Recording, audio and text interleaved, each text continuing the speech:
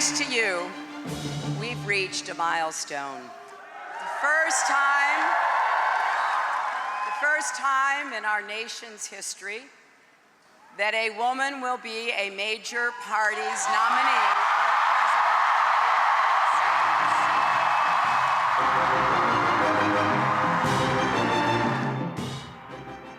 for Welcome back to The World Over. That was presumptive Democratic nominee, of course, Hillary Clinton on Tuesday.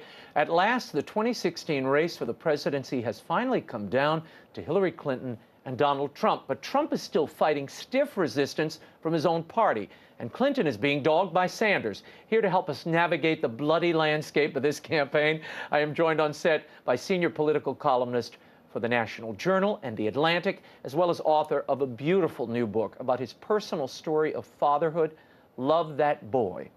Please welcome Ron Fournier. Ron, great to have you here. Please, I'm delighted to have you. You heard what the case she's making. Yeah. This is historic. Does that still work in the post-Obama period? It's probably not as powerful as having the first African-American president. I think a lot of young women especially think, no big deal, why hasn't this happened before? But I got to admit, I've been very critical of her, and I have no problems being critical of her, but I was kind of touched that night.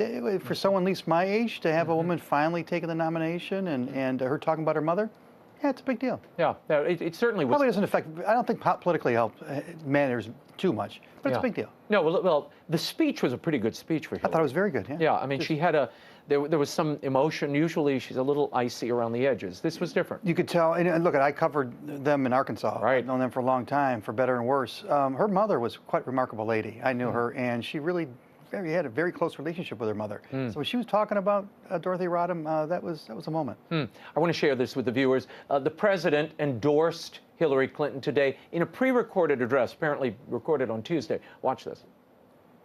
For more than a year now, across thousands of miles in all 50 states, tens of millions of Americans have made their voices heard. Today, I just want to add mine.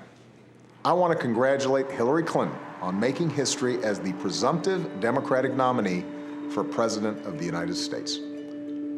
Look, I know how hard this job can be. That's why I know Hillary will be so good at it.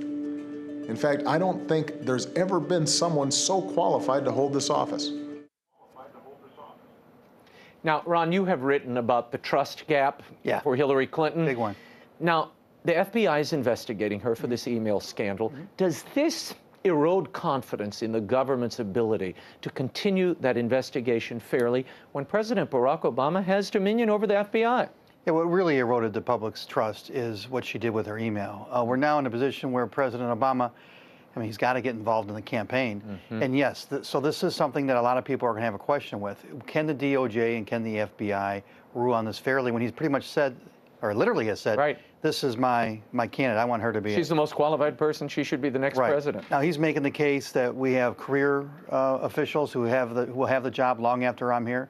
But it certainly does sow some doubt. But that that lies at her feet, not his. You saw the Trump email, the Hillary Clinton, or the tweet rather. Hillary Clinton's campaign sent out a thing that said delete your account, and Trump bounced back. Which of your staffers came up with this thing? Why you mean delete this like you deleted your 33,000 emails? Ugh. Well, she's opening herself right up for that. I mean, this is the kind of skepticism that she decided that she was going to ride out a year ago when she decided to cover this up. I want you to watch this. Trump, in his victory speech the other night, reached out to Bernie Sanders supporters. Watch this.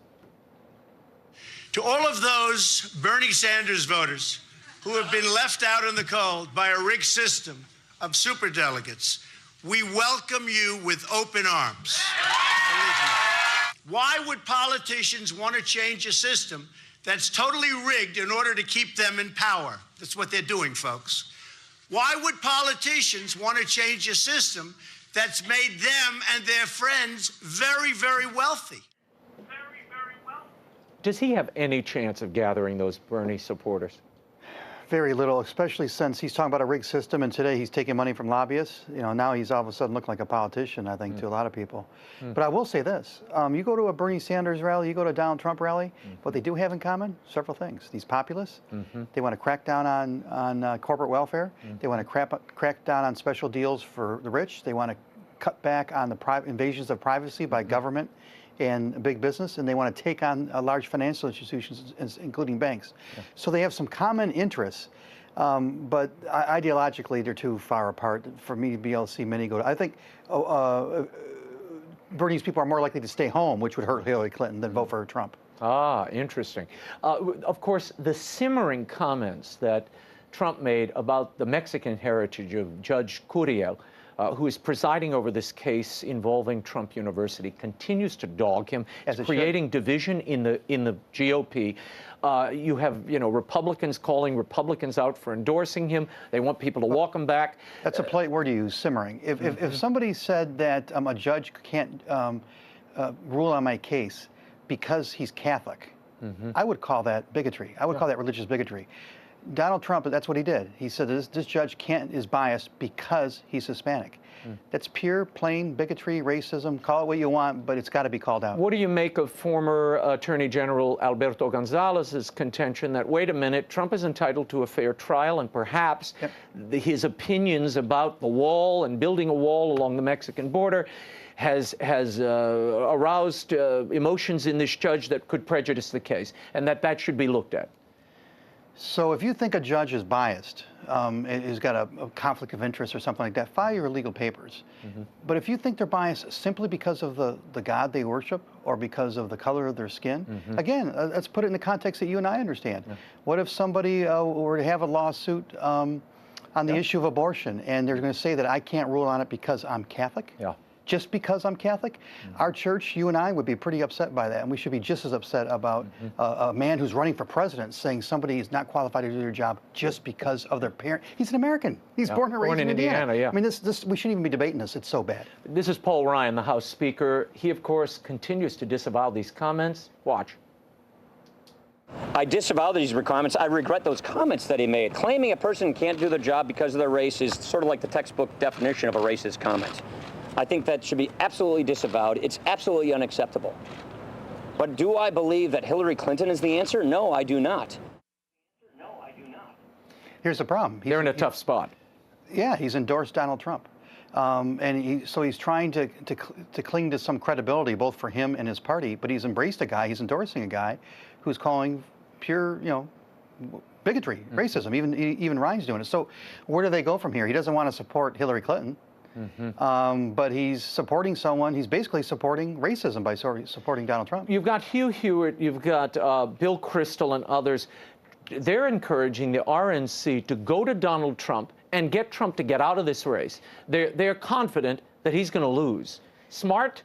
What happens here? You know what? I don't know. Have we ever seen anything politically like this where a guy wins the nomination and you've got half the party in revolt? It's been a long time, but we haven't had a candidate this bad, and this obviously intemperamental to be running for president of the United States.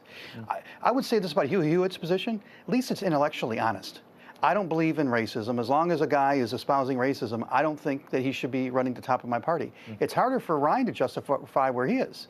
I think what he's saying is racist, but I still support him. Yeah. And Trump is saying it's not racist at all. This is the wall. Trump is wrong. He's upset me with, I mean, at some point we just have to call things what they are. It is racist to do this. We would not allow this to happen to the church. Now, politically, it's awfully, it's almost impossible to see. Technically, legally, the Republican Party is a club and they can change the rules to oust him. But how do you do that politically when 7-8 million people have voted for Trump? I think he's going to be the Republican Party nominee, and it's awfully hard to see how he beats Hillary Clinton. It's just hard to. Hillary Clinton, during a statement the other day, during her speech, she maintains Trump is temperamentally unfit to be president. Watch this. Donald Trump is temperamentally unfit to be president and He's not just trying to build a wall between America and Mexico. He's trying to wall off Americans from each other. When he says, let's make America great again, that is code for let's take America backwards.